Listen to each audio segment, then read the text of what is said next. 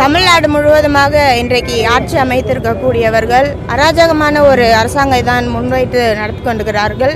இன்றைக்கு பார்த்தீங்கன்னால் தமிழ்நாட்டில் வெவ்வேறு துறையில் இருக்கக்கூடிய வெவ்வேறு பிரச்சனைகள் இருக்கிறது. பொதுமக்கள் ஒவ்வொரு நாளும் அன்றாட வாழ்வாதாரத்துக்கே போராடக்கூடிய சூழல் இருக்குது. நிறைய இடத்துல கரண்ட் இல்லைன்றாங்க, நிறைய இடத்துல தண்ணி வரலன்றாங்க, நிறைய இடத்துல ட்ரைனேஜ் ப்ராப்ளம் இருக்குன்றாங்க. இப்படி பொதுமக்களோட அடிப்படை வசதிகளை கூட தீர்த்து வைக்காத அரசு தான் இன்றைக்கான அரசாக இருக்கிறது. அப்படி இருக்கக்கூடிய சூழலில் இன்றைக்கு பார்த்தீங்கன்னா எங்களுடைய எதிர்க்கட்சி தலைவர் மாண்புமிகு துணை முதலமைச்சராக இருந்த ஒருவரை பேசியதற்காக அரெஸ்ட் செய்திருக்கார்கள். இது முற்றிலுமாக கண்டிக்கத்தக்க ஒரு செயல். அராஜகமான ஒரு அரசியலை தான் இன்றைக்கு இருக்கக்கூடிய அரசாங்கம் நடத்தி வருகிறார்கள். அவர்கள் இன்றைக்கு அமைச்சர் பொறுப்பில் இருக்கிறவர் முட்டாள் முதலமைச்சர் அப்படின்னு கடந்த பொழுது பேசும்பொழுது அது தவறான வார்த்தையே இல்லையா? இன்றைக்கு முதலமைச்சர் பொறுப்பில் இருக்கக்கூடியவர்கள் என்ன டேஷ் பண்ணுறீங்க அப்படின்னு பேசுறது தகாத வார்த்தைகள் இல்லையா?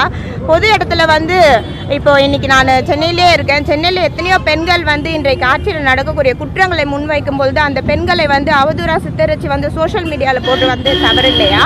இப்படி வெவ்வேறு தவறுகளை இவர்கள் செய்யும் பொழுது இவர் எதுவுமே ஒரு தவறு செய்யாத ஒருவரை இன்னைக்கு ஆட்சி இருக்கு, பொறுப்பு இருக்கு, பெரிய பதவியில் இருக்கும் அப்படின்றதுக்காக இப்படி அரசாங்கம் இப்படி ஒரு விஷயத்தை பண்ணதுக்காக நாங்கள் எல்லாருமே இதை வன்மையாக கண்டிக்கிறோம். இது முற்றிலுமாக தவறான செயல்.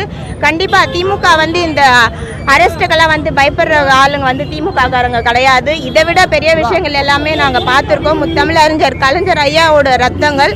அப்படி இருக்கும்பொழுது உதயானா இதை கண்டிப்பாக லீகலாக ஃபைட் பண்ணி வெளியில் வருவார். இது அராஜகமான ஒரு அரசாங்கம் தான் எல்லாருக்குமே இருக்குன்றதை தெரிவிக்கிறேன். நாளைக்கு பட்ஜெட் கூட்டத்தொடர் நடக்குது, நம்ம கேள்வி எழுப்பிடுவாங்க அப்படின்றதுனால இந்த அரெஸ்ட் இருக்குன்னு நினைக்கிறீங்க? கண்டிப்பா அவங்க டைரக்டா எதோட அக்கௌண்டபிலிட்டி எடுக்க மாட்டாங்க, எதோட ரெஸ்பான்சிபிலிட்டியும் எடுத்துக்க மாட்டாங்க. மற்றவங்களை குற்றம் சொல்லிட்டு எது பண்ணாலும் திமுக தான் அப்படின்னு திமுக சாதிட்டு போறதுக்கு தான் இந்த அரசாங்கம் இருக்குது. தப்புன்னு சொல்றீங்களா சரின்னு சொல்றீங்களா மேம்? அதை மட்டும் சொல்லுங்க.